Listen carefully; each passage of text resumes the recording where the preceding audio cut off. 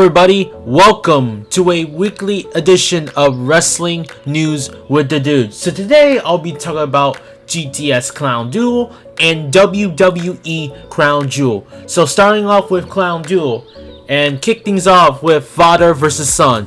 Obviously the son lost and is still the loser belt loser. And we got a hardcore match for the GTS hardcore title between three men, Kid Badass, Soda Pop Smith, and Zack. And obviously there's been multiple title changes for the hardcore title. Soda Pop Smith was currently holding on the hardcore title, and afterwards Kid Badass is currently holding on to the hardcore title. What's next? We had a scaffold match for the GTS Intercontinental Championship. So the scaffold match is quite similar to the tables match, and honestly I knew this was gonna happen. So Kurt Bale is your new GTS Intercontinental Champ. We had an SNN strap match. This is technically a last man standing match, but this is different when you have a chain around you. So we had Rey Mysterio versus Hollywood Hooligan for the GTS Legendary Championship. And of course, Rey Mysterio retained the legendary title.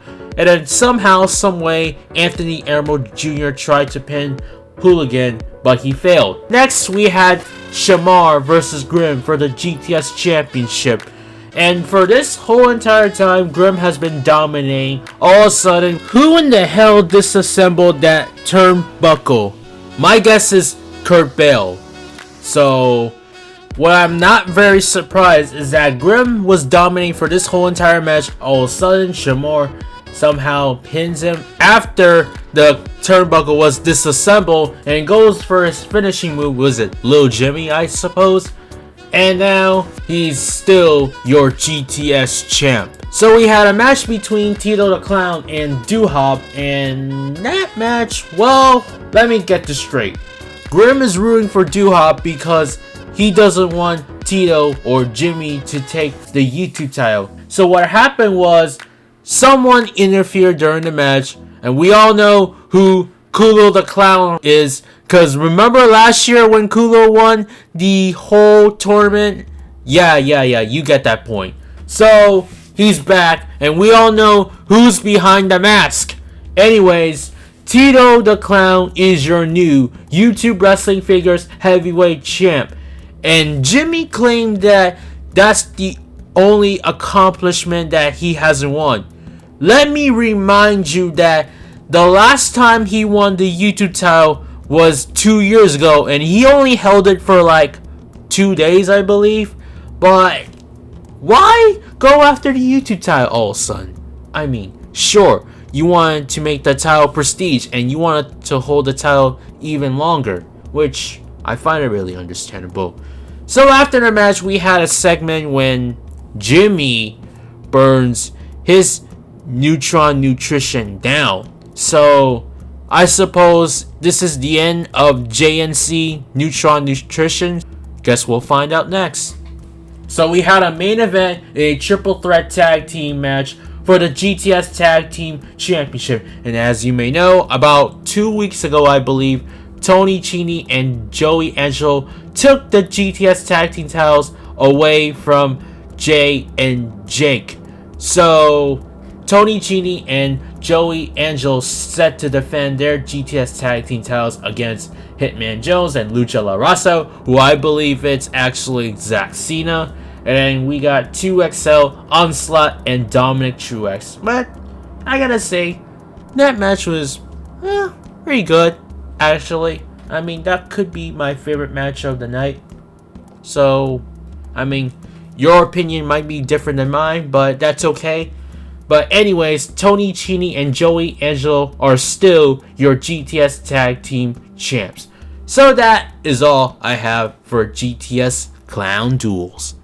Switching gears to WWE Crown Jewel. And I gotta say, this Saudi Arabia show is way better than one of those 3 shows that happened last year and this year. So this show is way better than Greatest Royal Rumble, Crown Jewel 2018, and Super Showdown. But let me get through this. Greatest Royal Rumble was a good show. Crown Jewel 2018 was a disastrous show, as you may know. Brock Lesnar won the Universal title. Shane McMahon won the Best in the World Cup tournament and the main event. Yeah, you get that point. And then we had Super Showdown, which I thought was a decent show. And then Crown Jewel 2019. Well, can't say that this was a better show than any other Saudi Arabian shows. What happened was we got a kickoff match in a 20-man battle royal. Winner faced AJ Styles for the WWE United States Championship. So Humberto Carlito was the #1 contender for the US title, and that happened later tonight. On to the main show, we had Brock Lesnar versus Cain Velasquez for the WWE Championship. And this match, well, I knew it was going to be a shit match because these two are UFC fighters.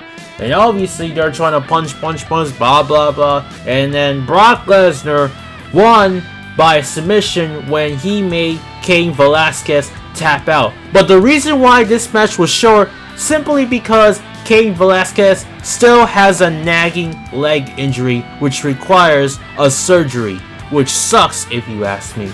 And then we had a post-match assault when Rey Mysterio tried to assault Brock Lesnar with multiple chair shot, and especially to the head. Well, luckily Brock Lesnar blocks with his hand. And then we had another match, which is a tag team turmoil match for the WWE Tag Team World Cup to determine the best tag team in the world. Robert Roode and Dolph Ziggler kicking things off, along with Lucha House Party. And as you may know, I knew Dolph Ziggler and Robert Roode will pick up the win over Lucha House Party, and the Lucha House Party are eliminated. Out comes Zack Ryder and Kurt Hawkins, who were quickly eliminated, and which I don't like was when Zack Ryder botched a tag team move. Out comes the Heavy Machinery, and it's no surprise that they eliminated Dolph Ziggler and Robert Roode from the tag team turmoil. And out comes the New Day, Kofi and Big E. They eliminate Heavy Machinery from the tag team turmoil, and the B team came out and they were quickly eliminated. I mean, seriously, why having the B team as a jobber team? The Revival, who were eliminated by the New Day. Thus, the New Day will get their tag team title shot for the SmackDown Tag Team Championship. And out comes the OC, who eliminated the New Day from the tag team turmoil. And then we had a last team, the Viking Raiders, Eric and Ivar, who we thought they were going to win the tag team turmoil. But no, they lost. The OC is now the best tag team in the world, despite the fact that they were the best tag team in New Japan Pro Wrestling. And then next match we had Cesaro versus Saudi Arabian's own Mansoor. And this match, wow, this match was the best match of the night in my opinion.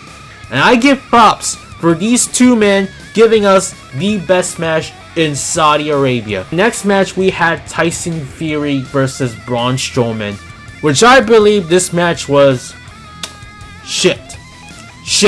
This match has a full botch fest. Why? Here's why. Tyson Fury is not a wrestler. He's a boxer. Why even bother putting him in a match against Braun Strowman? So what happened was he knocked Braun Strowman out, thus TKO. And there are no rounds in this match, so yeah, Braun Strowman couldn't get up after a 10 count, and thus Tyson Fury won by a count. What happened afterwards, Braun Strowman gave Tyson Fury a running power slam, and somehow, someway, Tyson Fury no-sells it.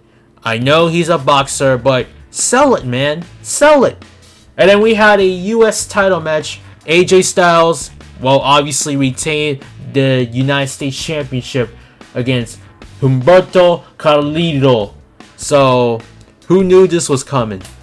And then we had a first women's match in Saudi Arabia, which I'm very thankful that these two wrestle for the first time in Saudi Arabia. Natalya versus Lacey Evans. It's such a shame that these two had to wear a different attire because of Saudi Arabian law.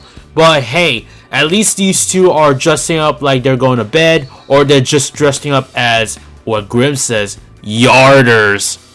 Anyways, Natalya won, and after that, these two hugged and they made their history in Saudi Arabia, as these two were the first women to compete in Saudi Arabia. And I said that Saudi Arabia so many times, but yeah. And then we had a 10-man tag team match, which was not an elimination match. So we had Team Hogan versus Team Flair. Obviously, Team Hogan won after Roman Reigns hits with a Superman punch and a spear, and 1, 2, 3, they win. And then we had a main event between Seth Rollins and the Fiend Bray Wyatt. And I gotta say, this match was pretty better than the Hell in a Cell match.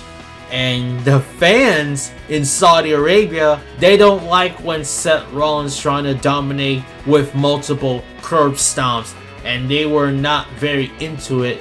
And what happened was, well, the outcome of the match. Seth Rollins super kicks Bray Wyatt, the Fiend, off of the stage. Thus, the pyrotechnics went off, and the match cannot be stopped for any reason.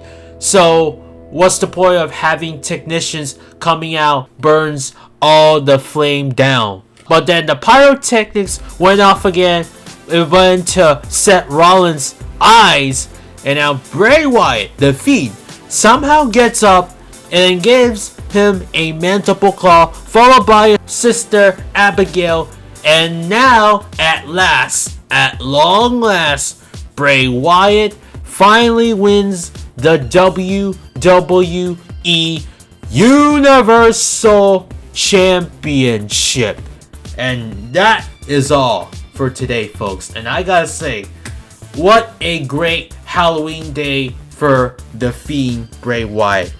And you know what?